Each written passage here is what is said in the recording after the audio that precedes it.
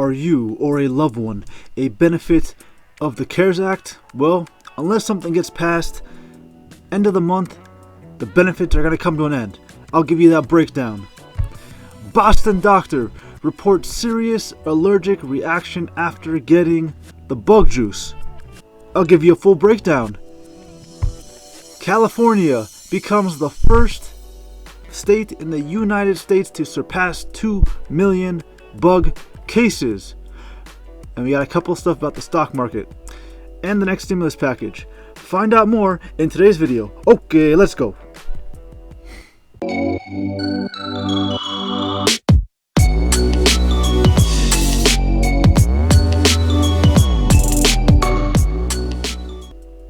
What's good, everybody? Hope you guys are doing good. So we're back today for another video. In case you guys are not already following, what are you waiting for? This is my Twitter page.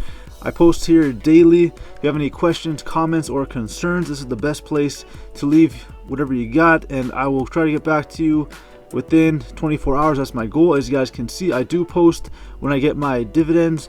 I post some other stuff to keep you guys informed. I did DoorDash for a little bit, but I stopped because the payouts were not the best, and I'll leave it at that. I don't want to go on a rant. But anyways, so go ahead, follow, leave your comments, all that good stuff. This is the best way to reach me. Twitter.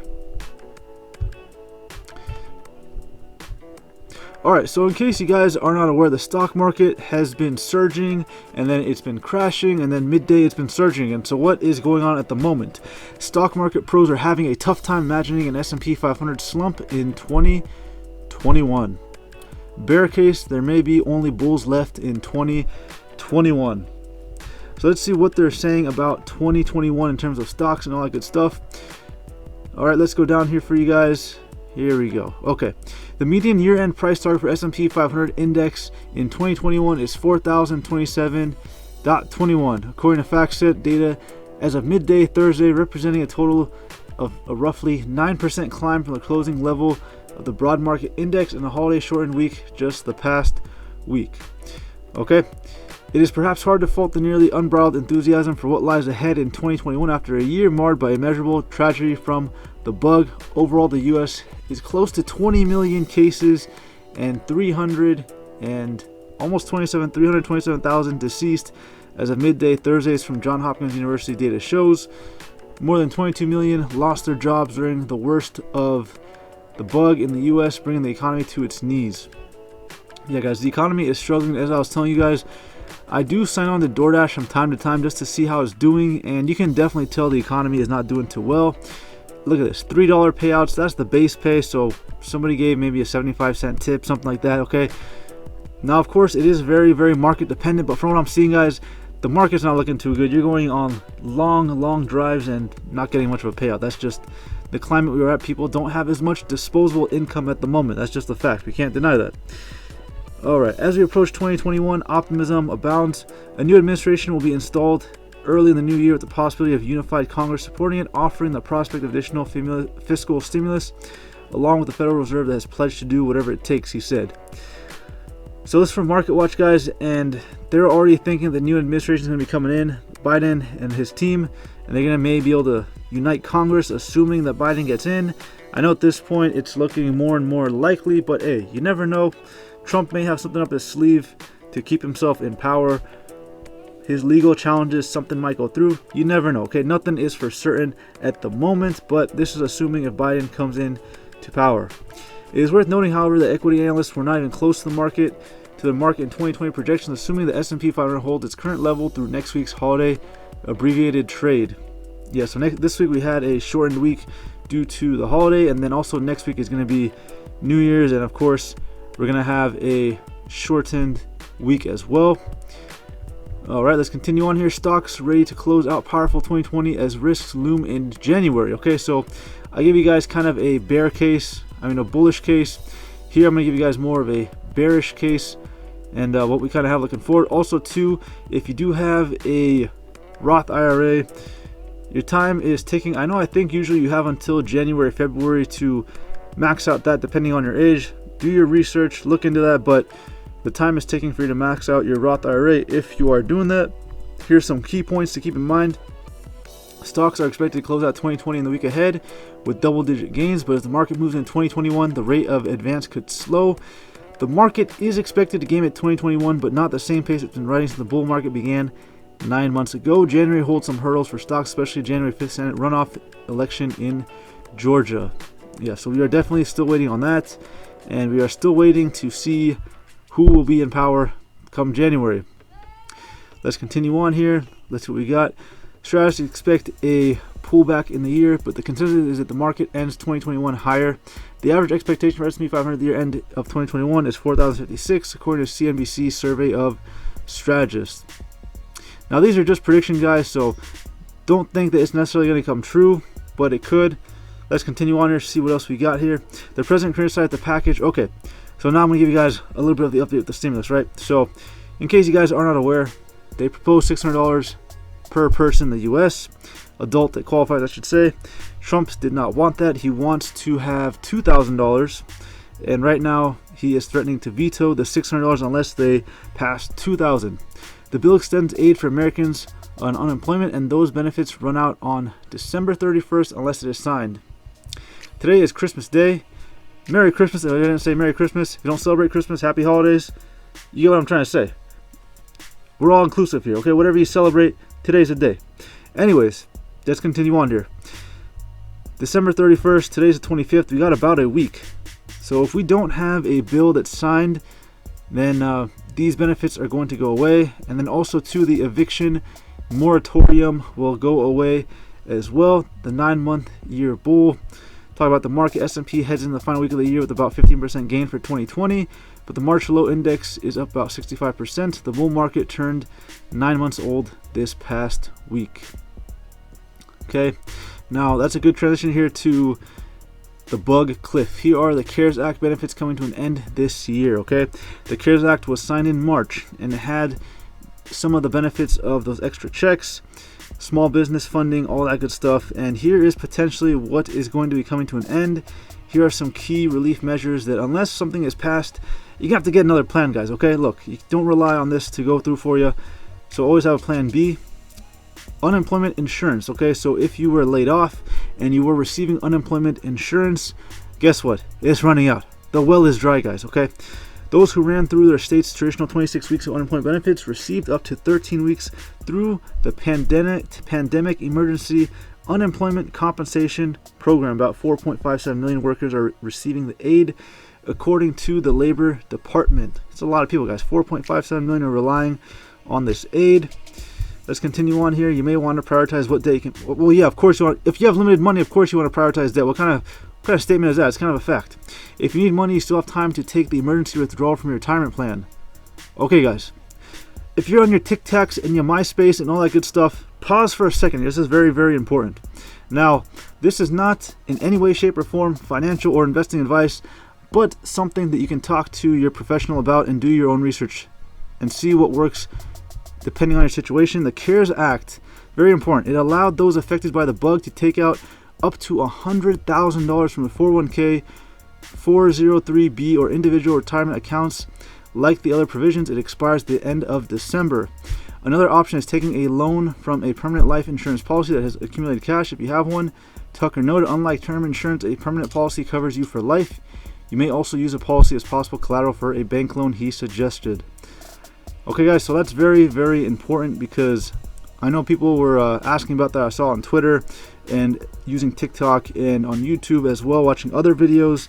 This was coming up, and I didn't think it was true, but if you need to, according to what they're telling us on CNBC, which is for the most part pretty good with this stuff, it's going to give you the ability under the CARES Act to take out $100,000, but it expires at the end of December depending on your situation. That's something to think of. That could definitely be extra help if somebody has that amount in their savings or their 401k, whatever. That could be a great way to get some extra funding to survive for a few months if you need it. Ban on evictions. The CARES Act eviction moratorium expired in July. In September, the Center for Disease Control stepped in and made it illegal. It was illegal for landlords to evict most tenants who couldn't afford to pay their rent. Those protections also expire on the 31st. And now, guys, I have a suggestion for you. If you are looking to buying a home, what I would do is go on Google look for homes in your area that fit your criteria. Okay, so for example, I check from time to time for fun.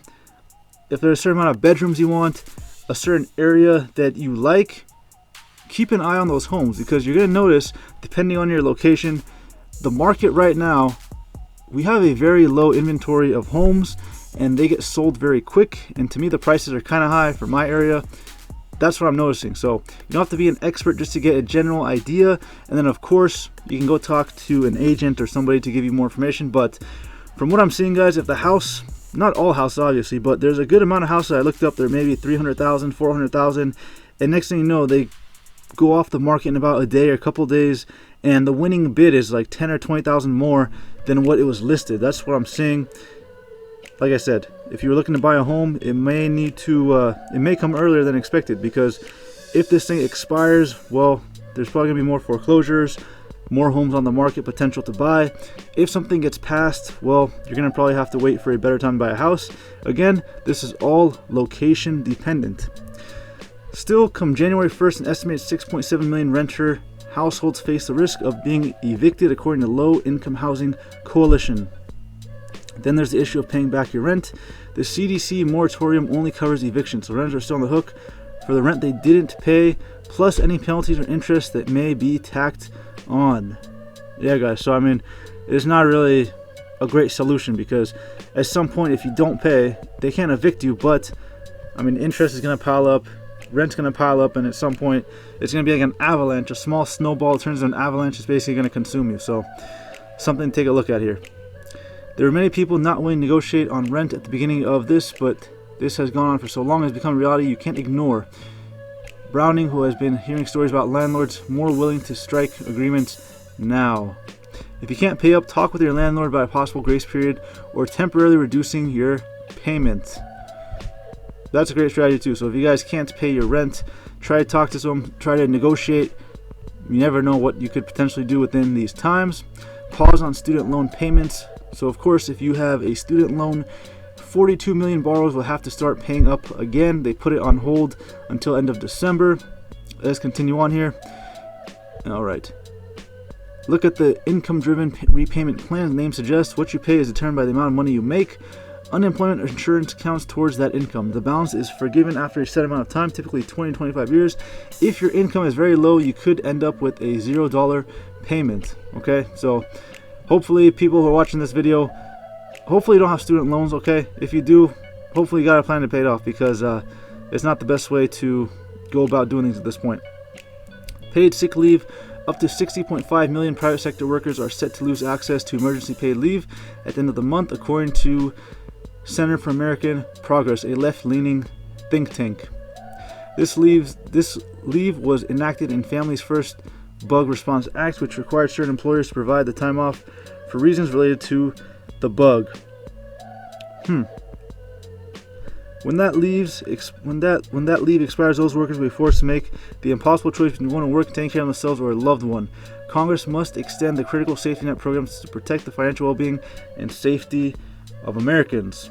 Okay, again, this is something you're probably going to want to talk to your employer and see exactly how it works, because I know this is different depending on where you are at, but this is kind of the general idea for that program is going to be up.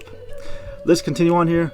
Boston doctor reports serious allergic reaction after getting Moderna's bug juice.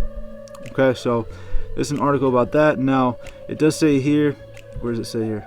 The patient who had severe shellfish allergy recovered quickly with treatment. Until now, reports of severe reactions have been linked to the Pfizer bug juice.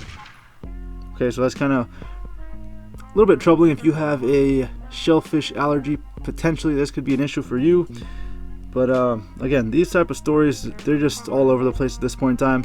Again, it's up to you about the whole bug juice. Not going to talk about it too much, but all I say is do your research, be well informed before you make your decision with that. FDA would not comment on the news report on Friday. More than 1.1 million injections already delivered to arms across the country. Severe allergic reactions remain a rarity and should not prompt concern in most people, said Dr. Marin Kuruvilla, an allergist and immunologist at Emory University. This should not deter people who are not obviously at risk, she said. Man. London is giving homeless people shelter and the ability to avoid the bug. And a first for the Moderna bug juice, a doctor, what I just said. A Texas funeral home director learns the hard way to never let your guard down. Okay. So basically, okay, there you go. See, in the case of Thursday, Dr. Sadrazadeh said he brought his EpiPen to his bug juice appointment because of serious allergic reactions. He said that within minutes of the bug juice at 3:30 p.m., his heart rate had spiked to 150 beats per minute, about twice its normal cadence. His tongue prickled and went numb. Before long, he was drenched in a cold sweat and found himself feeling dizzy and faint. His blood pressure also plummeted. He said his immune system, he realized, was in revolt. Alright, so there you guys have it. I don't want to harp too much more on this, but like I said, do your research and choose wisely. We'll leave it at that. Now, California, everybody's favorite state in the U.S. You can have the lifestyle that you want to have, live on the beach, go out and party, do all that good stuff. Not really right now, but that's what California sells you on. They're the first state to surpass 2 million bug cases. That is correct, guys. This is from CBS News, so pretty reliable with this type of stuff. More than 23,600 Californians have deceased from the bug since the bug began. In terms of number of cases per 100,000 people is lower than the U.S. average, but 40 million residents, it outpaces other states in sheer numbers. Yeah, California is as big as a lot of nations around the world, so man. And California does have the strictest lockdowns in the country. The county on Thursday reported new records for deceased, 148 in a single day, and hospitalizations at nearly 6,500 people, 20% of whom were in ICU. So, yeah, if you're in California, stay safe, guys, because it's not looking too good. The California National Guard was set up about 200 beds on vacant floors of the Palmer Health Center near San Diego within the existing hospital complex. California expects more federal medical workers to arrive by the weekend. And everyone's favorite governor, Gavin Newsom, said he expects more of the 3,000 contract health workers the state is seeking to arrive after the holidays.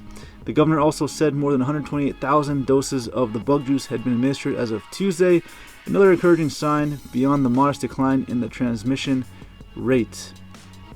Newsom warned that any progress could dissipate quickly, leading to nearly 100,000 hospitalizations some models project in 1 month if people don't heed calls to avoid holiday gatherings, particularly indoors.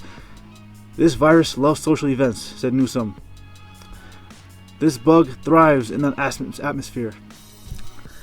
So, I can make a whole video on this topic, guys. This is kind of clown world, right? Let's just be 100% real here. I mean, this guy wants to tell us that we should not gather and do all this or go out to dinner with people, but yet he has done it himself. In fact, let me show you guys. Give me 1 second. Okay, I'll be right back. All right, guys, we are back, and I'm a man of my word. So here we go, guys. Look at this. California businesses go from simmer to boil over. Gavin Newsom's fine dining. Yes, guys, and this is a picture from Fox 11. Obtains exclusive photo at Gavin Newsom at French restaurant. So, while he's telling us that all these things we should not be doing, and social distancing, and the holidays and gathering is why, we're having all these problems, well, he, as the leader, is doing it himself. So, not really a whole lot of him following what he's been saying. So, like I said, I'm a very contained person, so I'm not going to go too crazy here, but this is what we have to deal with in California, guys. Okay, look at this. This is crazy. This guy goes out to dinner.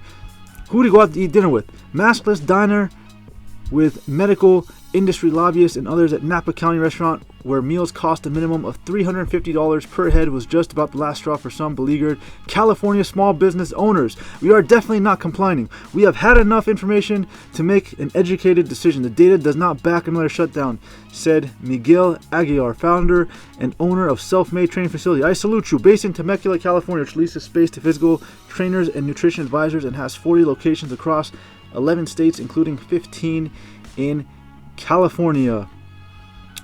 There you go. The news of Newsom's November 6th, this was about a month ago, at the French Laundry in Yountville, only strengthened Aguilar's resolve. Yes, we all make mistakes, but his apology was pathetic.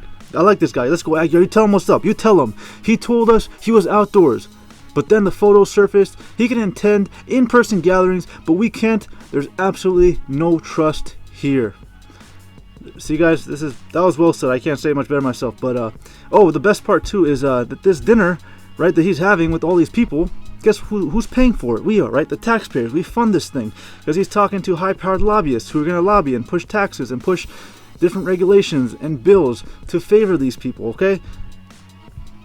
Like I said, guys, I can make a whole video about this too, but this is what we gotta deal with. Okay. This is our leaders. Like I said, guys, once you do your research, you realize that there's more than what meets the eyes. Okay, we're gonna leave it at that. I don't want to get too much into it, but yeah, look at this. He's out to dinner. We can't go out to dinner. Let's continue on here. Now, the last thing I got here: stimulus check update as House Republicans block $2,000 plan. Trump golfs.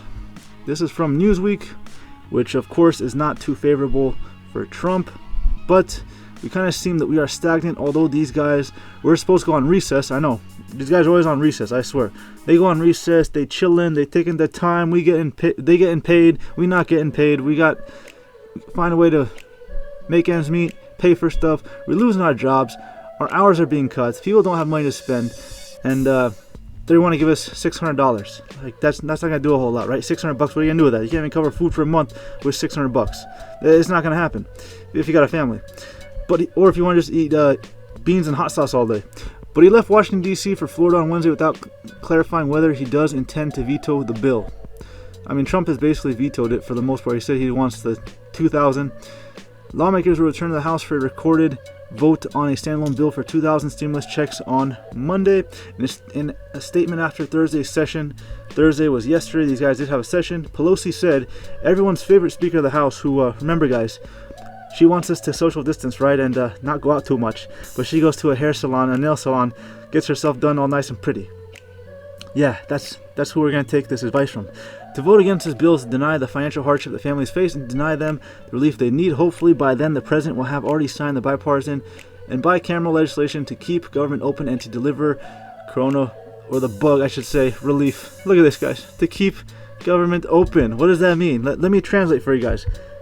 She wants to get her paycheck, right? So if the government's open, she gets her paycheck. If they close, well, potentially she might not get a paycheck. And yeah, it just shows you guys where their head is at. If the president is serious about $2,000 direct payment, he must call on House Republicans to end their obstruction, she said. Okay, so we're back to the same thing, guys. Everybody's pointing fingers. It's the Republicans, it's the Democrats, it's Trump, it's Pelosi. Yet we still struggle in the end, guys. Okay, so anyways, all the more reason to rely on yourself, get your communities together, and come together, guys. Okay, there's no way that we can just rely on these people who don't follow the rules that they put in place and they expect us to just follow. I mean, it doesn't make a whole lot of sense, right? So anyways, that's gonna be the video, guys. As always, if you're not subscribed, don't subscribe, and if you like the video, don't forget to like. Until next time, peace.